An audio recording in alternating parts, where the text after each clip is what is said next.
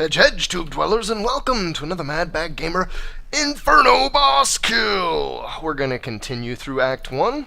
This time we're going to be taking out the Warden, the second to last boss in Act 1. I am still going to be gimping myself for this fight, however I may not for the Butcher. And I'll get into why when we get to the Butcher. So as far as running the Warden, first thing I want to say is doing a Warden and Butcher run combined is about the best way to grind gear in Act 1. Since Act 1 drops all the way through item level 63 stuff, just at a lower rate than the other acts in Inferno, it could be valid to do this grind run basically throughout Inferno until they patch something and add new content or change something. This is one of the primary runs in the end of the game. You start at the Imprisoned Angel quest in the Cursed Hold, and this is going to put you in level 2 of the final dungeon, castle, whatever you want to call it.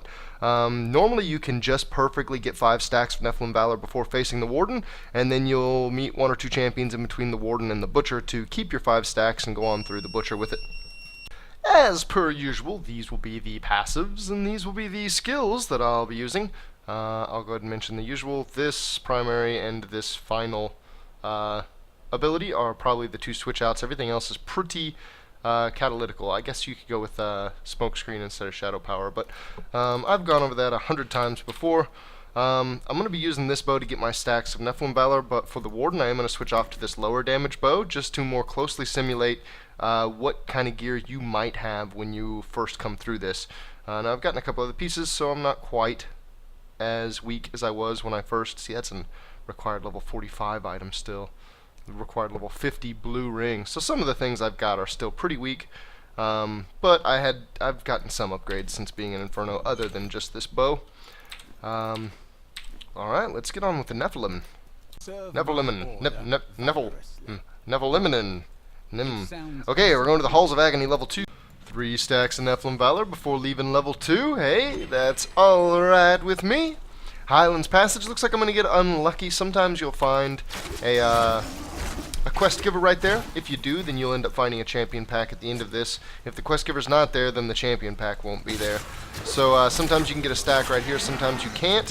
The next bit is the jail. I can almost always get at least 2 champion packs, 2 stacks in there, so I should be on track to be pretty good here. I have cleared the Cursed Hold and freed all but 1 of the souls. However, I do not have my full Nephilim charge, so I'm going to have to retreat very shortly to the Cemetery of the Forsaken, get my final charge, and return. Now you can do this on a town portal without reusing a town portal, so you can come over to the waypoint, and so long as you don't TP again the whole time you're over here, that town portal will stay right there next to the Warden. That's exactly what I'm going to do. I'll see you when I'm ready to face him. There we are. 5 stacks. My servants are now free, and I am now but ready the curse over this place remains. to Seek face the Warden at the dungeon Warden. center and end his evil forever. So let me make sure I switch off to my crappy bow, try to simulate the difficulty that you may be facing if you were having difficulty.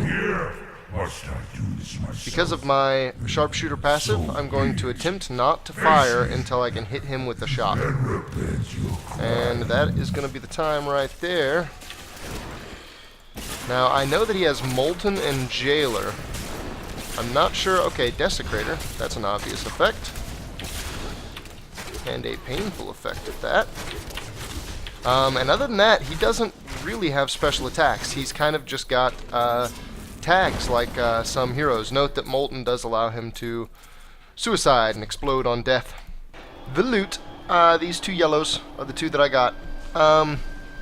Item level 60, item level 61, so decent item level. I didn't get any good random stats on them, but that doesn't mean that you can't. Alright, well there you have the Jailer. Mostly simple attacks. Even with my weak bow I took him out very quickly.